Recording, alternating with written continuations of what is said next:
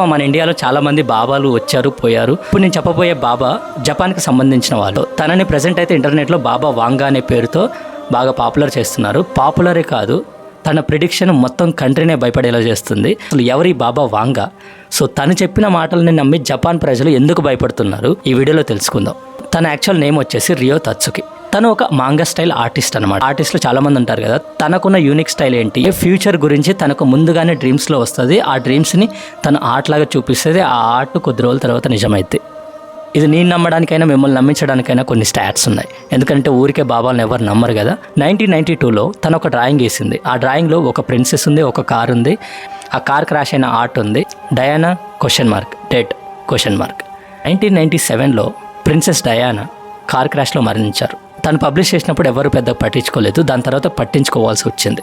1995లో ఒక భూకంపం వచ్చిన ఒక ఆర్ట్ గీసేసింది. అంటే బిల్డింగ్స్ కొంచెం బ్రేక్ అవుతున్న ఆర్ట్, జనాలు పారిపోతున్న ఆర్ట్, అలాంటి స్టైల్ ఒక జపానీస్ కల్చర్ స్టైల్ ఆర్ట్ని తను గీసేసి పబ్లిష్ చేసింది.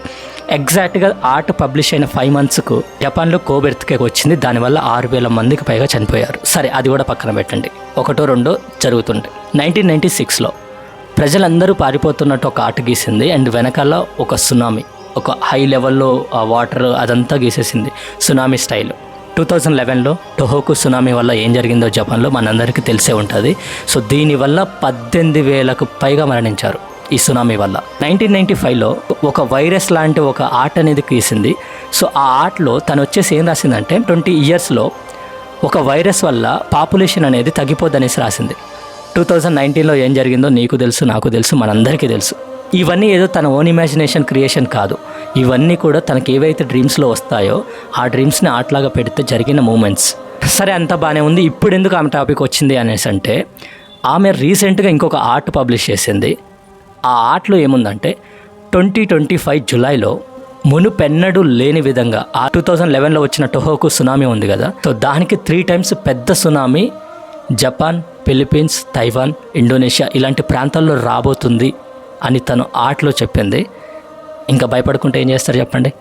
ఇది మ్యాటరు. అందుకే జపాన్లో ఉన్న ప్రతి ఒక్కరు ఆయన గీసిన ఆర్ట్ తను చెప్పిన జూలై ఇంకా ఎప్పుడో ఎంతో లేదు, ఇంకా 3-4 monthsలో జూలై రాబోతుంది 2025. ఇదే ఇంకా చూడండి, మొత్తం డిబేట్స్, భయాలు అన్నీ మొదలైనవి. ఇది జరగదు అనడానికి మన దగ్గర ప్రూఫ్స్ ఏం లేదు, జరుగుద్ది అనడానికి కూడా ప్రూఫ్స్ అయితే పెద్దగా ఏం లేదు. ఆల్రెడీ పాపం చాలా డ్యామేజెస్ జరిగినాయి కొన్ని సంవత్సరాల నుంచి కూడా జపాన్కు. This time hope for the best. ఈ వీడియోతో బాబా వాంగా గారి గురించి ఒక క్లారిటీ వచ్చిందని నేను అనుకుంటున్నా. ఇలాంటి ఇంట్రెస్టింగ్ టాపిక్స్ కోసం ఫాలో చేసి పెట్టుకోండి. Your being Surya, signing off.